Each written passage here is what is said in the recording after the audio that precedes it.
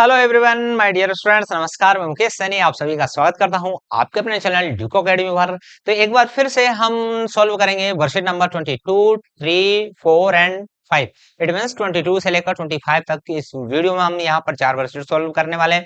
यदि आपने हमारी पिछली वीडियोस नहीं देखी है और अब आप पिछली वर्कशीट है वो सॉल्व करना चाहते हैं तो आप हमारी प्लेलिस्ट पे जा सकते हैं, इसी वीडियो के डिस्क्रिप्शन में देख सकते हैं, या फिर हमें इस वीडियो के लास्ट में आपको अवेलेबल करा देंगे, जहां से देखकर आप आराम से अपनी वर्कबुक है उसको सॉल्व कर सकते हैं। यदि आप चाहते हैं कि आपके दोस्त भी इसकी वीडियो की हेल्प ले तो उनके पास शेयर कीजिए, वीडियो को लाइक कीजिए, कमेंट करिए, ताकि अधिकाधिक आपके लाइक कमेंट से हमें कुछ विशेष हासिल नहीं होने वाला। बस ये है कि हमें इससे मजबूती मिलती है कि इतने बच्चों को हमारे जो मेहनत है वो पसंद आ रही है और हम एक तरह से बेटर क्वालिटी में कंटेंट आपको उपलब्ध करवाने की कोशिश करते हैं। ओके, तो शुरू करते हैं आज का ये वीडियो।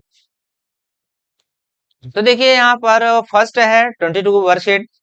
इसमें क्या दे रखा है? इसमें दे रखा है कॉम्पिटेंसी क्या है इसमें, infer from the context and right in appropriately, sorry appropriately, मतलब इनका मीनिंग निकाल सके और कॉन्टेक्स्ट के अनुसार है वो अप्रोप्रिएटली सही ढंग से लिख सके।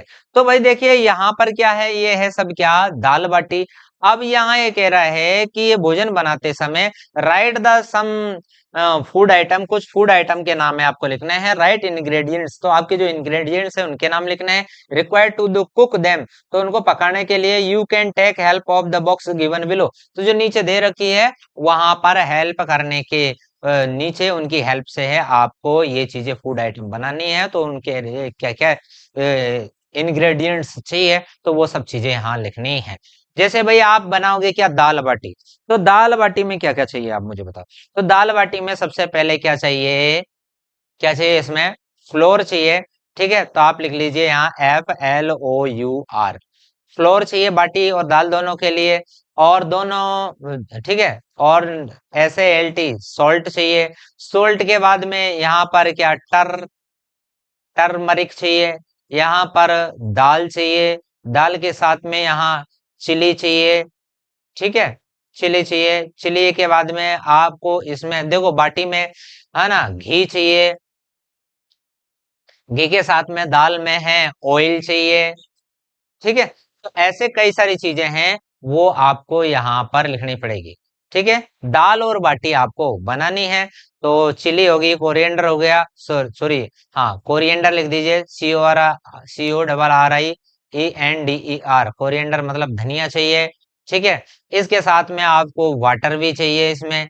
ठीक है, वाटर के बगैर कैसे खाना बनेगा।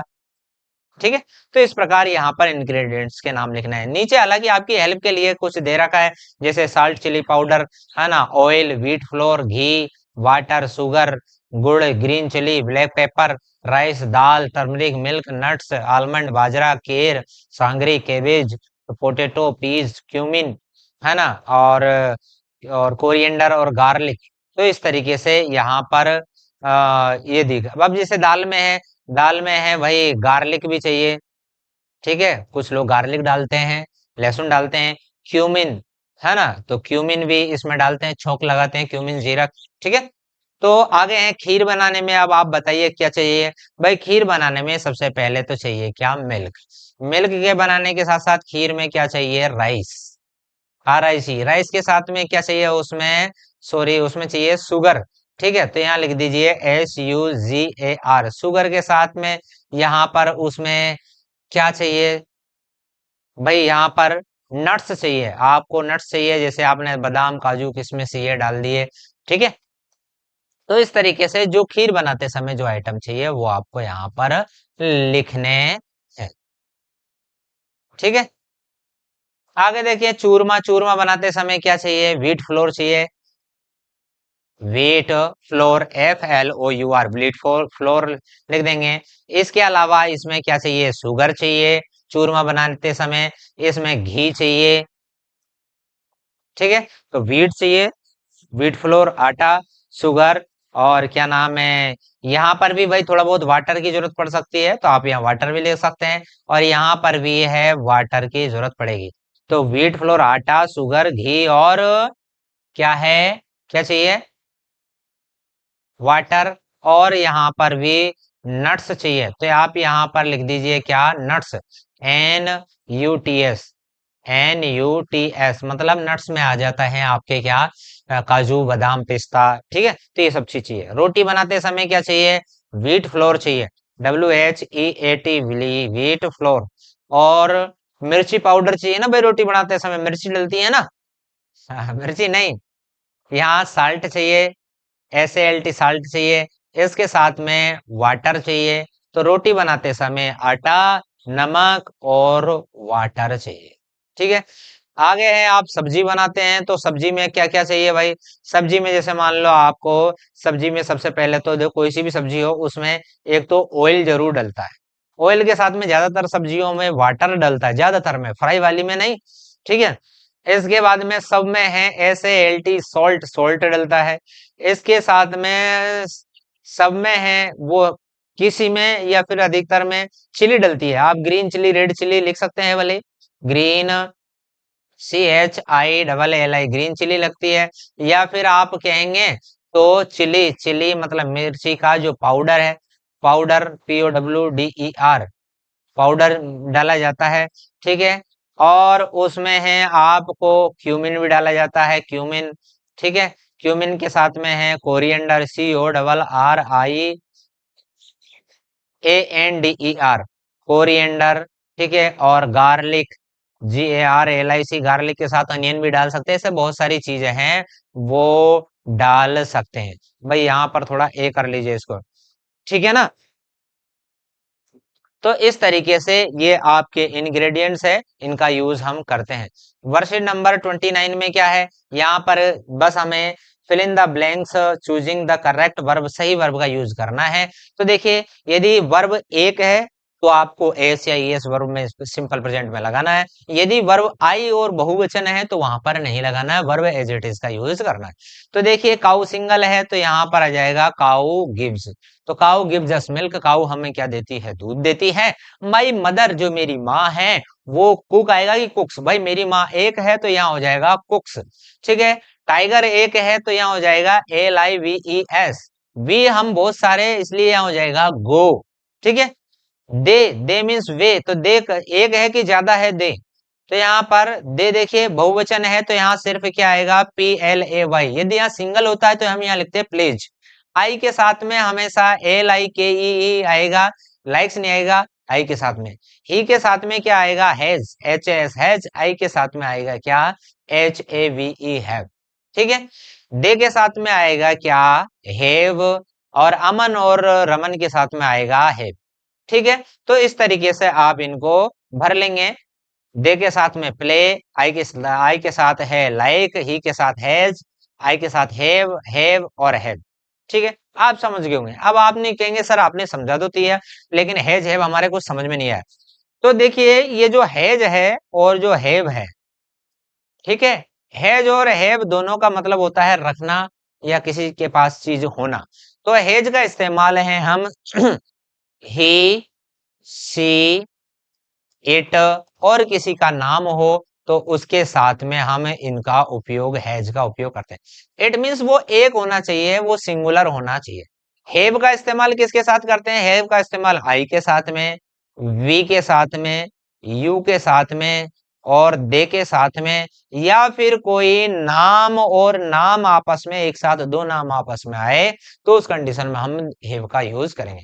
इट मीन्स यहाँ पर आई तथा बहुवचन हमारे जो सब्जेक्ट्स है उनके साथ में हम हैव का उपयोग करेंगे। ऐसे ही आपने देखा है यहाँ पर लिव्स और कुक्स दे रखा है, काउस दे रखा है। तो देखिए, ये भी सिंगल है, ये भी सिंगल है, ये भी सिंगल है। इट मीन्स जो सिंगुलर सब्जेक्ट है, जो एक वचन के जो सब्जेक्ट है उनके साथ में हम वर्ब में एस या ईएस जोड़ते हैं, एस या ईएस जोड़ते हैं। सिंगुलर सब्जेक्ट कौन कौन से हैं, ही, जो आपको ऊपर लिख रखा है ना यही, ही सी इट नेम, तो इनके साथ में हम एस या ईएस लगाते हैं। और अन्य चाहे आई हो चाहे प्लूरल सब्जेक्ट हो, अन्य अन्य के साथ में हम एस या ईएस नहीं लगाते हैं और एज इट इज लिख देते हैं, ठीक है। चलो अब बढ़ते हैं आगे वर्कशीट में, worksheet number 24।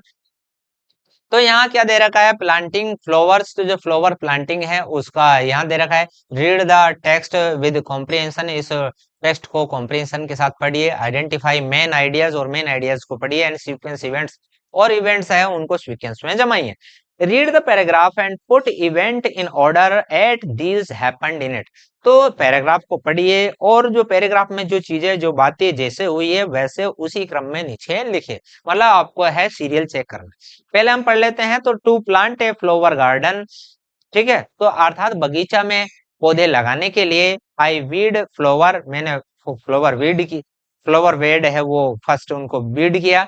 Then I rake the soil to loosen it, और मैंने सोइल है उसको लूज किया। Next I dig little hole for the bulbs, तो बल्ब्स के लिए मैंने छोटे छोटे हैं वो होल बनाए। Then I put the bulbs into the hole, उन बल्ब्स को मैंने किस में रख दिया, होल्स में रख दिया। And cover them with soil, उनको सोइल के साथ कवर कर दिया।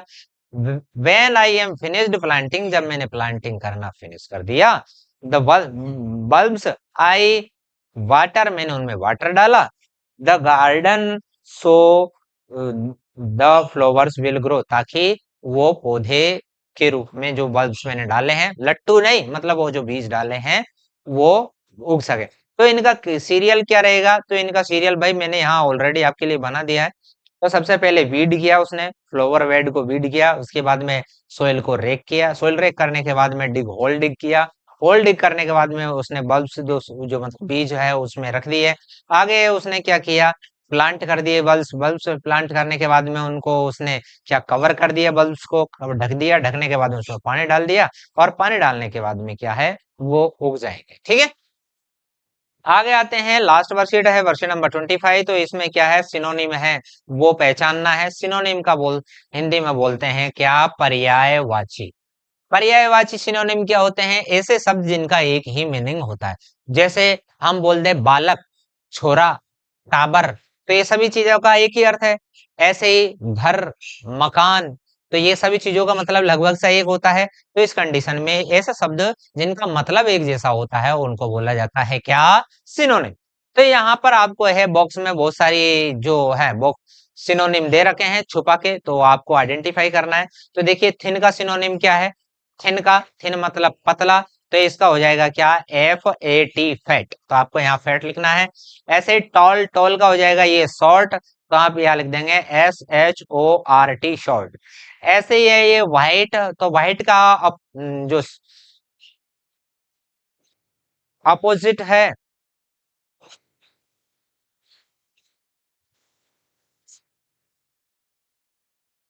ठीक है। अब यहाँ पर क्या करना है, वैसे अपोजिट लिखना है, सिनोनिम तो आपने समझ लिया था।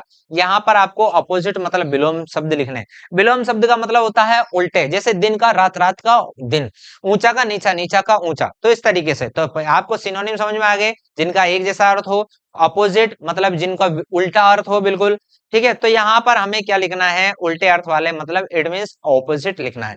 तो थिन का फैट, टॉल का शॉर्ट, व्हाइट का हो जाएगा क्या, BLACK ब्लैक। ऐसे हैं हेट, हेट का मतलब हो जाएगा लव, ठीक है, किसी से हमें नफरत हो जाए और किसी से हमें प्यार हो जाए। जैसे आपके मम्मी पापा को आपसे बहुत ज्यादा प्यार है, तभी तो आपको स्कूल में पढ़ा रहे हैं, इतनी केयर कर रहे हैं, ठीक है।